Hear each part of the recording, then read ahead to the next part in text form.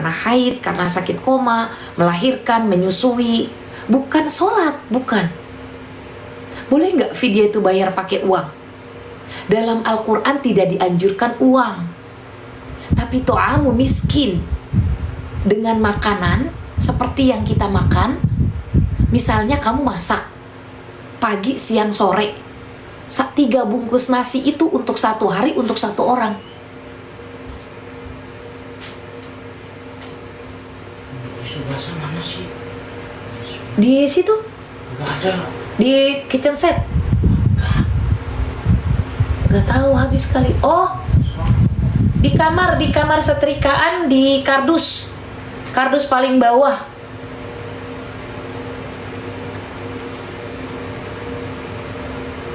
Baru masuk, Mi, sehat selalu, amin. Bayar fidyah puasa sampai berapa lama? Kakak kalahnya berapa lama? Misalnya tahun 2022 15 hari, 2023 15 hari, berarti kan udah 30 hari. Oke, dihitung selama kamu haid. Misal kamu lupa nih, berapa lama saya harus mengganti, berapa lama kemarin haidnya. Yang terbiasa kamu haid aja berapa lama, gitu ya. Oke. Kenapa habis wudhu selalu mau kentut? Kak, mohon izin ya, ada ikhtiar namanya madu akasia, bukan karena saya jualan. Tapi kalau kakak misalnya kebiasaan kentut, mungkin bisa jadi kakak masuk angin, ya. Masuk angin itu kan ada ikhtiarnya obat, gitu ya. Orang tua saya sudah sepuh dan kondisi sakit, dan hanya berbaring di tempat tidur saja. Wajib bayar fidyah kah? Kak, kalau dia sakit, dia nggak bisa sholat. Orang yang sehat, bantu ajarkan orang yang sakit itu kalimat-kalimat sholat di telinganya. Bantu. Jangan sampai kakak biarkan dia berbaring tanpa melakukan amalan apapun. Gitu ya. Oke. Nah, kalau dia meninggal, ya kak, kakak harus bayar fidyah kalau dia nggak puasa. Zah, mertua dulu sering puasa, dulu jarang puasa wajib. Apa kalau meninggalkan wajib bayar fidyah? Mertua dulu jarang puasa wajib karena memang dia aja males. Apa karena dia sakit? Kalau dia males kah, otomatis dia sudah ada di neraka sekarang karena dia meninggal. Apa yang harus saya lakukan? Sedekahkan atas nama orang tua tersebut. Kalau dia sakit, itu yang bayar fidyah. Karena dia sakit, bayar fidyah. Keluarganya yang harus bayarin. Karena males, sudah lagi berenang di kolam api neraka. Doakan yang baik, ya. Masya Allah. Karena memang dalam Al-Quran, Kak, ya, saya sudah sering sampaikan, qalilan ma tashkurun. Cuma sedikit, Kak, orang-orang yang selalu bersyukur itu cuma dikit yang masuk surga nanti. Umi bayar fidyah buat kedua orang tua yang sudah meninggal bertahun-tahun. Gimana caranya? Orang tua meninggal dunia, sebelum meninggal beliau itu sakit atau bagaimana? Kalau beliau sakit, ya kak, sakitnya parah, tidak sampai bisa puasa, tidak harus membayar qodok puasa, tapi bayar fidyahnya, gitu ya, bayar fidyahnya. Selama fidyah itu nggak dibayar, selama itu pula orang tua kalian, mertua kalian tersiksa. Mertua pikun, apakah wajib terus dibacakan bacaan sholat? Bacakan kak. Paling minim dia ada yang kita ajarkan. Dia mau pikun, dia mau gimana, yang penting kita bantu. Jangan dibiarkan diam. Jangan dibiarkan dia diam tanpa melakukan sholat. Walaupun gerakannya dia entah dia ulang-ulang, yang penting kita bantu ajarin. Kakak yang udah ngebantu orang tua yang pikun atau orang tua yang sakit untuk melakukan sholat, berarti kakak sudah mengamalkan amalan kebaikan. Dalam surat Hud di ayat 114, kalau kakak melakukan amalan kebaikan itu bisa menggugurkan dosa. Ya, jadi terus lakukan amalan kebaikan aja. Niatnya Umi untuk membayar hutang puasa orang yang sudah meninggal. Kalau memang kondisinya karena sakit ya meninggalnya, kakak bayar fidyahnya, niatkan atas nama orang itu sendiri. Atas nama orang itu sendiri. Jadi kalau sudah bayar fidyah tetap harus qodok ya Umi. Kalau lagi hamil atau menyusui. Kalau hamil dan menyusui, dalam Al-Quran itu yang sudah saya masukin video TikToknya, dia kriterianya adalah marid Itu sakit artinya. Tapi sakit itu karena ketidakmampuannya dia untuk tidak bisa melakukan puasa pada saat itu karena hamil dan menyusui. Itu ya, pemahaman marid itu begitu. Nah, ketika dia lahir, itu anak, kamu bisa ganti kapanpun semampu kamu. Karena mungkin menyusui, dikhawatirkan anaknya. Jadi hamil dan menyusui, otomatis kan dia mengkhawatirkan dirinya kekurangan gizi. Khawatir dia mengkhawatirkan bayinya. Jadi ada dua pendapat ulama, boleh qodho aja, boleh bayar qodho plus fidyah. Tapi saya lebih menganjurkan qodho plus fidyah. Karena otomatis orang hamil itu, dia mengkhawatirkan diri dan mengkhawatirkan janinnya. Ya. Dulu gak ngerti kalau menyusui gak puasa cuma bayar fidyah aja Mi. Berarti harus mengqodho. Ganti sekarang Kak, qodho. Ya, oke? Karena dalam Al-Quran begitu Kak. Fasyamu min ayyamil ukhar. Berpuasalah kamu, itu lanjutan ayat yang tadi marin. Berpuasalah kamu di hari lain. Gitu ya. Bagaimana Mi kalau anak yang suka ngebantah? Dilihat lingkungannya. Anak suka ngebantah, apakah orang tuanya sering berantem di depan anaknya? Apakah orang tuanya sering berkata kasar di depan anaknya? Apakah lingkungan di luarnya anak-anak itu sering menerima pendengaran yang kasar? Jadi jangan disalahin anak, tapi yang introspeksi adalah orang tuanya. 3 tahun lalu berbaring pas bulan Ramadan 1 bulan tidak puasa. Gimana Mi? Qodho plus bayar fidyah. Ya, 3 tahun yang lalu berbaring. Lah terus masih sehat. Kalau masih dikasih sehat, qodho. Saya udah bayar qodho, apa saya harus bayar fidyah? Gantinya karena apa ini? Mama Irfan, gini. Kalian berpuasa di 2024. Haid 2024 atau hamil atau menyusui. Tapi 2025 sebelum masuk bulan Ramadan kalian udah sempat ganti, berarti kalian cukup qodho aja. Tapi kalau sudah melewati Ramadan berikutnya, kalian harus bayar qodho sama fidyah.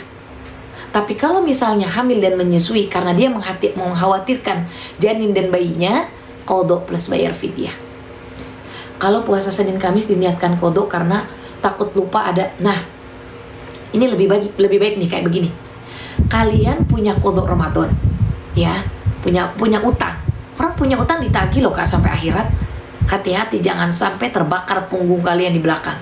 Kalian nerima hisapnya berat dari tangan kiri. Kalau kalian punya qodho Ramadan, puasalah Senin dan Kamis. Tapi niatnya tidak boleh digabung karena Senin Kamis adalah sunnah. Kalau kalian niat puasa qodho Ramadan di malam hari, ingat niatnya malam, ya. Niatnya di malam hari qodho Ramadan, lalu puasanya di hari Senin dan Kamis, kalian dapat pahalanya double. Pahala terganti puasa qodho Ramadan, pahala Senin dan Kamis, ya. Waalaikumsalam.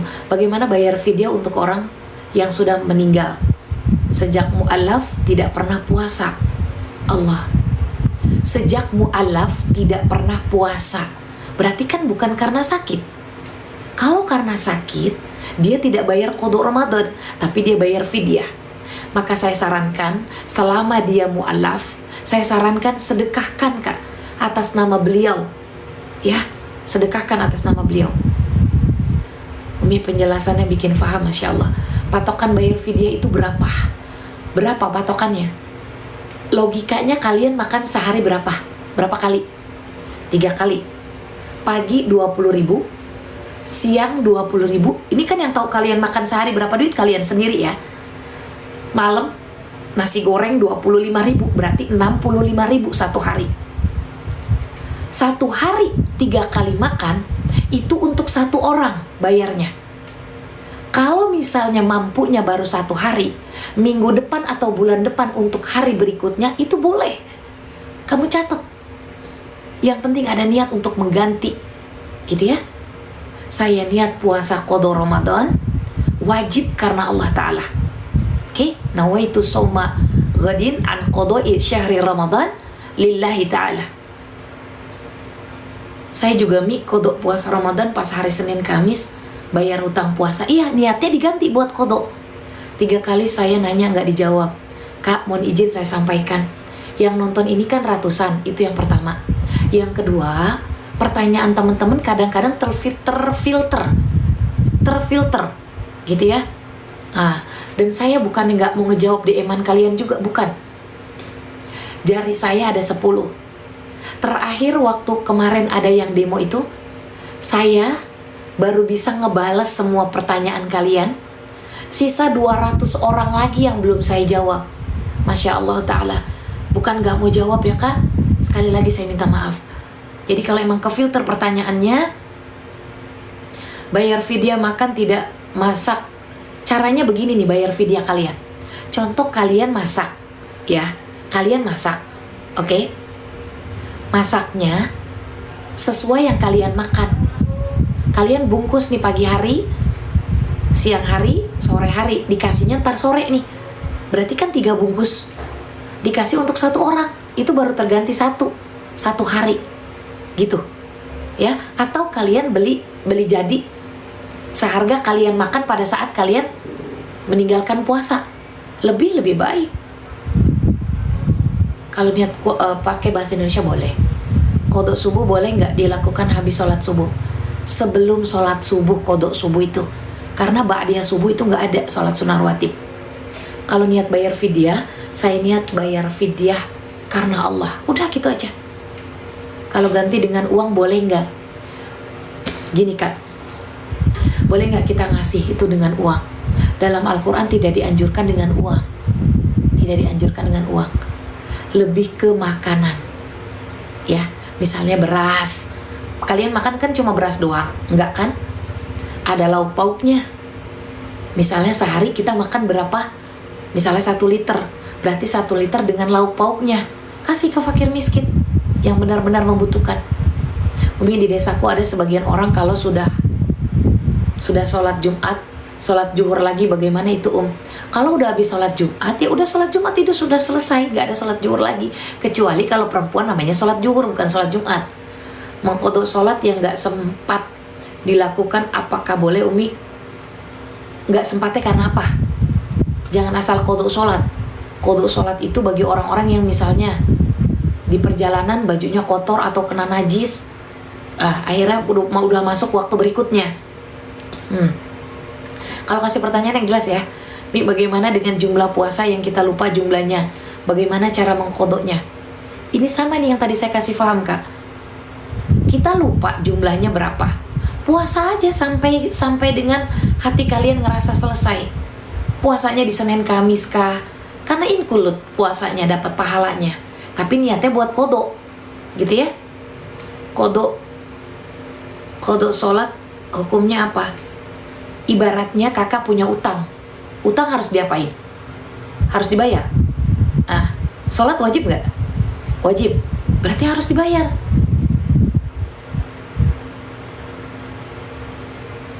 Gitu ya Kak?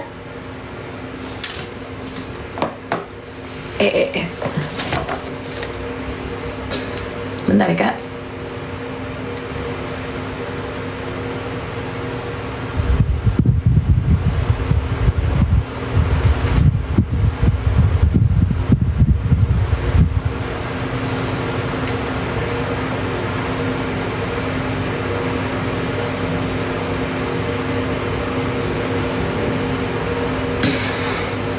Apakah boleh ini pertanyaannya Ibu Iani aja ke filter nih?